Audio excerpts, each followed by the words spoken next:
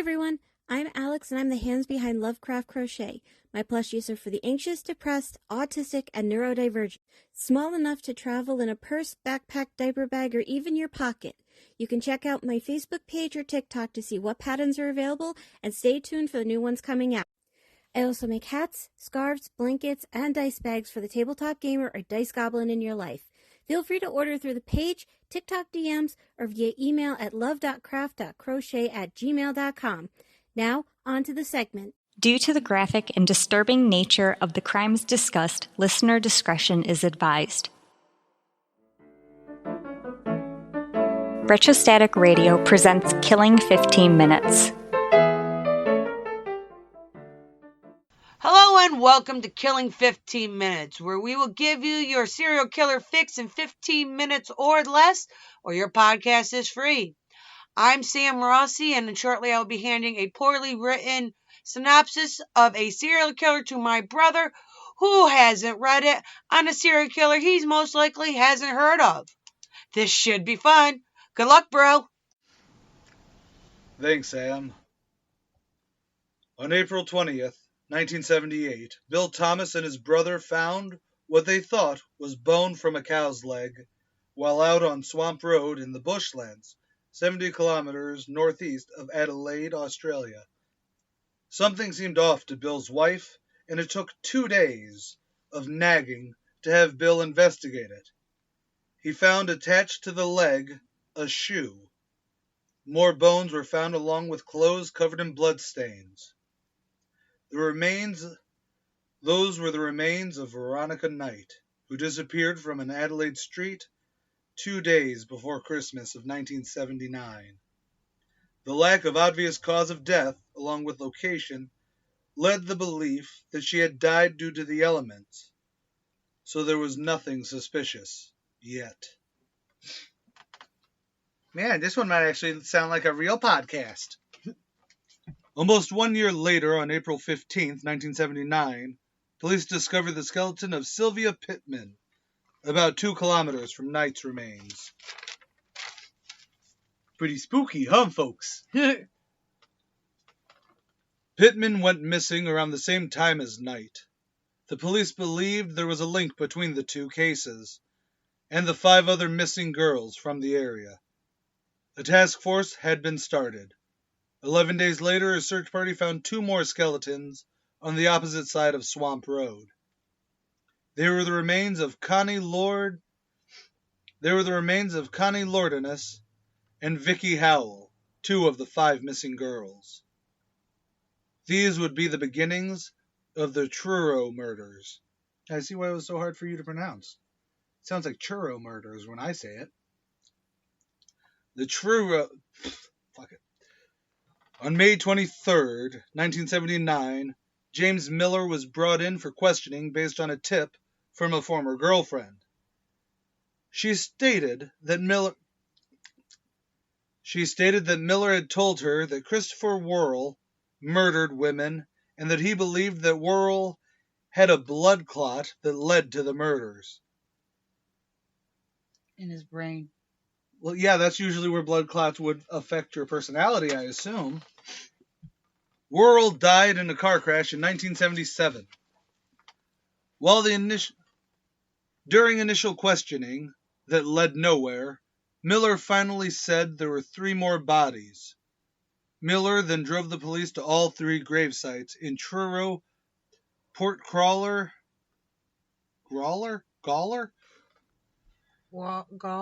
I want to say Gawler.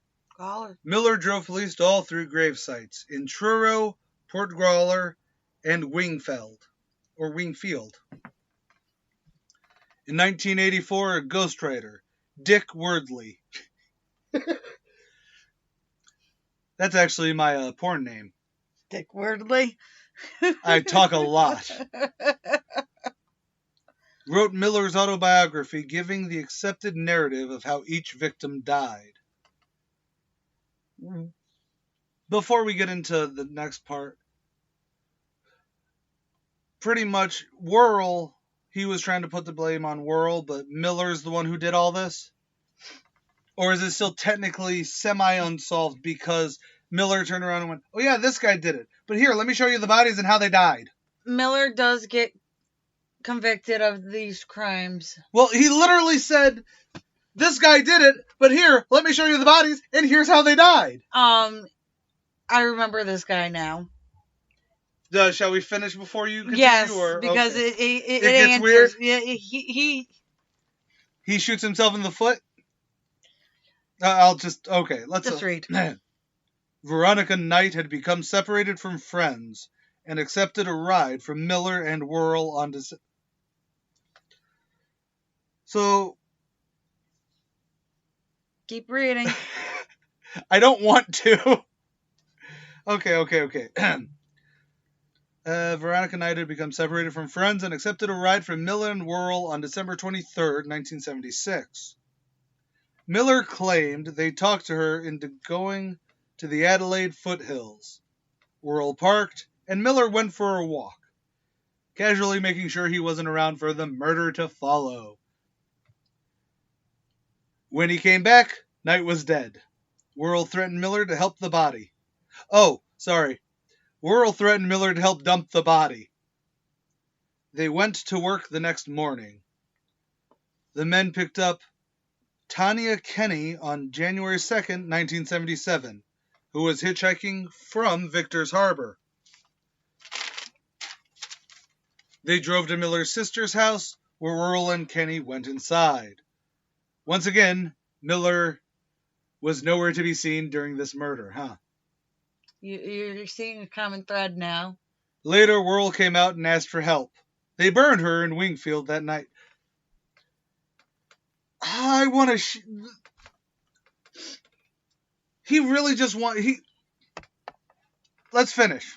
I have thoughts. You might get some of them answered. That's why I'm saying let's just continue. I'm intrigued. Does Worrell exist? I'd like to know the twist ending of this. Does Worrell actually exist as a person? Yes, and he really was killed in a car accident. Okay. This isn't like some Tyler Durden fucking Fight Club bullshit. No. At the end, he gets to fucking find out that, oh my god, I've been Worrell the whole time. No,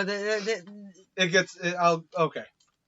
On January 21st, 1977, they picked up Juliet Makita from a bus stop. Worrell drove them to Port Wakefield. This time, Miller sat in the car while Worrell tied her up. Miller saw nothing wrong with this because of Worrell's kink. This is after he's seen him or he hasn't seen him. This is This is his third murder. Worrell or Miller's. This is the third murder, and he's like, well, I mean, the last two was weird, but I know he likes rope, so this is fine. I would stop going with this man. Miller decided to go for a walk. Fucking hell. Miller decided to go for a walk, but turned around to Makita falling out of the car. Worrell followed and started strangling her. Miller states that he did try to pull him off of her, but wasn't strong enough. Worrell threatened to kill Miller if he didn't help. They then buried her in Truro. Sylvia Pittman was picked up at an Adelaide railroad station on February 6, 1977. They drove to Wingfield area where Miller went for a walk and then helped dispose the body in Truro. On February 7th, Miller arrived to a local post office. Vicky Howell was already with Worrell. Stopping the car, Miller went for a fucking walk. Because of course he did. Yeah. At this stage, it's like, alright man, I know you're gonna fucking kill her, whatever. I'm gonna just fucking go around the block. I'll come back, we'll dump the body, we'll have lunch. At this stage, Miller, I get it. Hypothetically, Miller is the unwilling accomplice here. But at one point, Miller can go, bruh, I just want to sleep tonight. I don't want to fucking go for a walk. Okay, I don't want to go with a car to you. I don't want to go with you, because you're going to kill some bitch, and then I'm going to have to go for a walk. I'm tired. I want to take a nap. Kill someone yourself tonight. I'm going to keep reading. This time, when he returned from his fucking walk, Howell was dead and Worrell was in a rage. Nothing was said by Worrell when Miller went off on him. Okay, so Miller's afraid this guy's going to kill him, so he's an unwitting patsy. I'm using air quotes there for we don't do video. But the second that fucking Worrell gets mad, Miller's going to go off on him and be like, what the fuck are you doing? So what you're telling me is, I fear you're going to kill me, but I'm going to yell at you because you're mad. As long as you're calmly killing these people, I'll fucking go for my walk. We'll have a gay old time. You yell at me. Fuck you.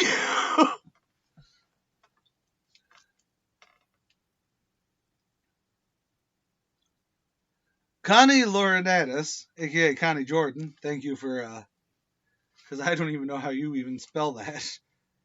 And I'm reading it. I know, right? Was last seen on February 9th being picked up in the city center. She became frightened when Miller was going in the wrong direction of her house. He drove to Wingfield and did nothing. But, you know who did force the screaming girl into the back seat? Worrell. Because Miller did nothing. Miller went for a fucking walk, came back, and then drove him to Truro. How many times did you walk, and then... How many times did you fucking write, and then Miller went for a walk? I think 7. I don't know. How many victims are there? Deborah Lamb was hitchhiking on February 12th when the men picked her up. They drove to Port Gawler, where Miller went for his fucking walk. I mean, on the plus side, he had to be a fit boy. Fucking walking a lot. Gotta be boring pre-Pokemon Go, though. Yes, I'm trying to make this funnier, but my God! I think this kind of comedy of errors writes itself. When he returned, Lamb was missing and Worrell was filling a hole with his foot. How long was his walk? I don't know. Is he suggesting that Worrell just fucking used his foot to dig a hole for a body? No. And then covered it with his foot? Look, I've made holes with my foot and then covered it. You know what I mean? Even if you're just bored on sand or something, Right. Unless his walk was an hour and a half long and this dude had fucking Shaq 26 size feet.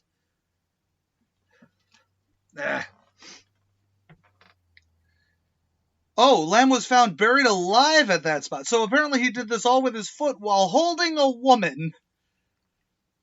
On February 19th, Deborah Scoose, Worrell, and Miller were in the car accident which took Worrell and Scoose's lives. Miller broke his shoulder blade. Were they planning on killing Scoose? I would assume so. With these two together, did he have his fucking Adidas on? Did he have his Nike kicks on so he could do his fucking walk? Miller maintains he had nothing to do with the murders, and there were no rapes. All he did was help dispose of the body. Okay, no, motherfucker. Before we finish this story, I'm going to just say one thing. You know what that is? Yes, you have something to do with the murders if you are... walking away. See, now you can argue if it was one time, or even 2 times. But guess what? When you have reached 3 or more, you are an accomplice at the very fucking least. And you can go, well, he threatened to kill me. That's why you go to the cops and go, this guy has murdered people and has now threatened to kill me. Could you go over and can do something?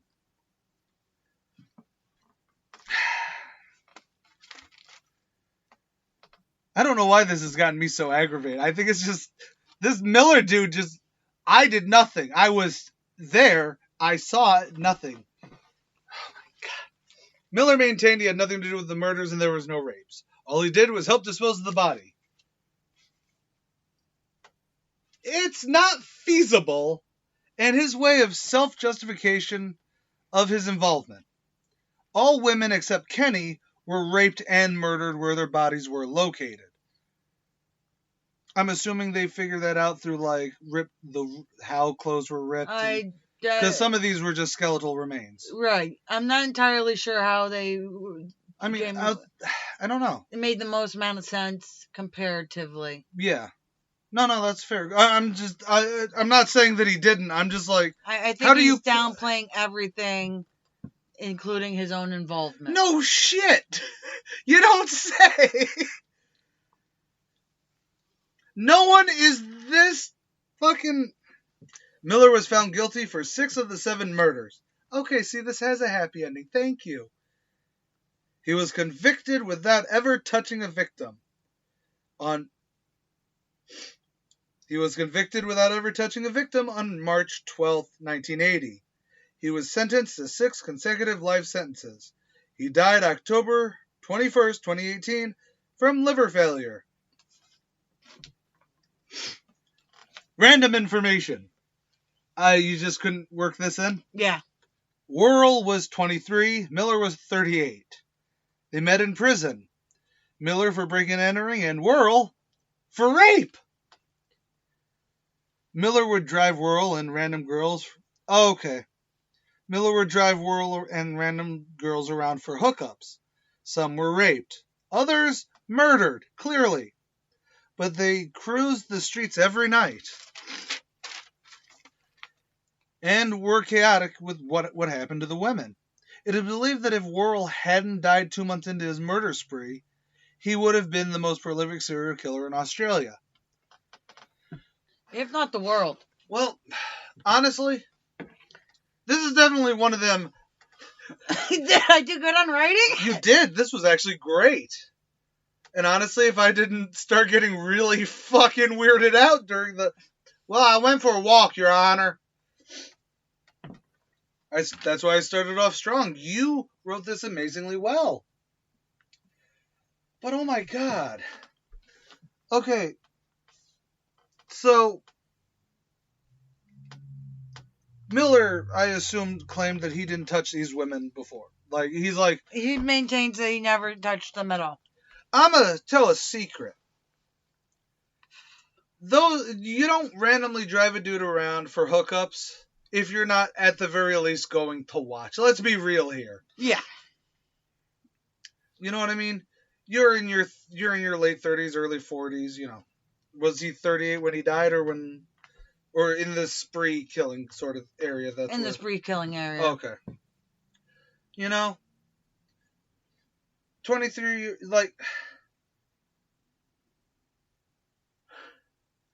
I don't foresee that, maybe, did Miller touch any of the, victims? The killings, not just the rapes? More than likely.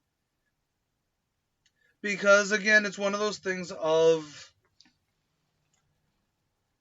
even at the very least, Worrell, so he would not get turned in, would have been your turn, or some shit like that. I know that sounds fucked up. Basically. I know that sounds fucked up, but Miller is pretending that he's literally I'm trying to figure out the best way to phrase it. He's like, well, I had to drive or he would kill me. But it's but there comes a point and unless you are, an actual accomplice, and even then, some accomplices do have these moments where it is a matter of, am I really going to let this happen? You know what I mean? Right. And I don't mean that in did he try and stop one? According to him, he did. Didn't do much good. But that was victim, 3 or 4? And then 5 more later? I don't think it was that many, but you know what I mean?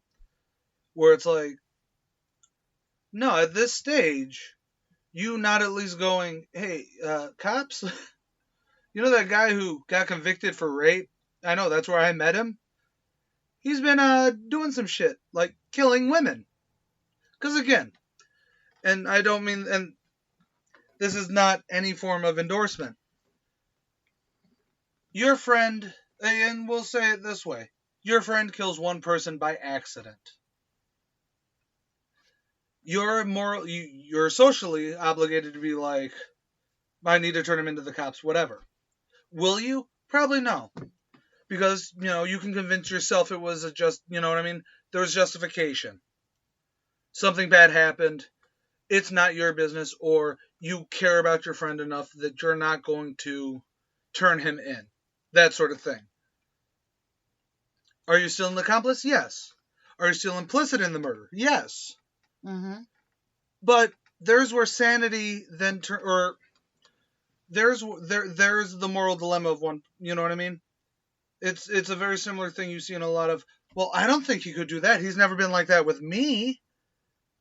However, after the 5th to 7th murder, it stops being I'm protecting my friend, or I can turn a blind eye to this. You know what I mean? I know what you mean. You could tell me how wrong I am. No, you're not wrong. Because, even on, let's compare it to another one we've done previously. The post office dude, whose brother helped hide the bodies. Got 2 years in New York State for that. I know. I'm actually thinking that I'll help you hide bodies if it only means I'm going to take 2 years in prison. Bad. Don't get me wrong. Prison bad. 2 years is like... You'd get life. Actually, right now with bail reform, I might get a fucking bonus. But anyways, no, and it's really interesting to look at because, like, literally the only reason anything even came about because of this was Miller almost bragging about it. Yeah, to his girlfriend. And then, even when he was bragging about it passively, mind you, because he couldn't outright say, oh yeah, we totally did this. It was... He had a ghostwriter write an autobiography about it. Yeah. And it's like, what the fuck? Also, Dick Wordley is not a real fucking name on this planet. Again, I really want to use it as a porn name. But no, that was actually very interesting. It was an interesting read. And I just don't know. Think you'll be able to edit this one down to under 15 minutes? I don't think I will be. Cool. Okay, high five, and I'm AJ Carey. I'm Sam Rossi. I'm gonna go for a walk. Later. Bye.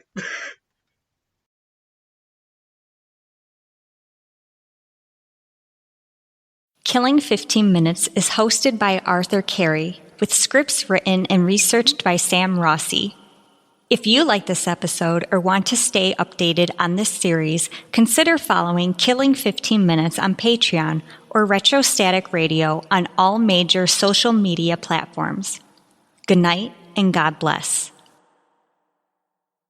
You're watching Retrostatic Radio. Wheel of Random is turn, turn, turn. Tell us the 15 minutes we shall learn. I'm Sam Rossi, writer and co-host of Randomly 15 Minutes, where the Wheel of Randomness gives me the topic and I write about it. I'm Megan Klodnicki, and I'm the host of Randomly 15 Minutes. I cold read what Sam writes and learn in real time about a random topic. You can find us on all major podcast platforms and YouTube. Follow us on Facebook at Randomly 15 Minutes to get more random facts.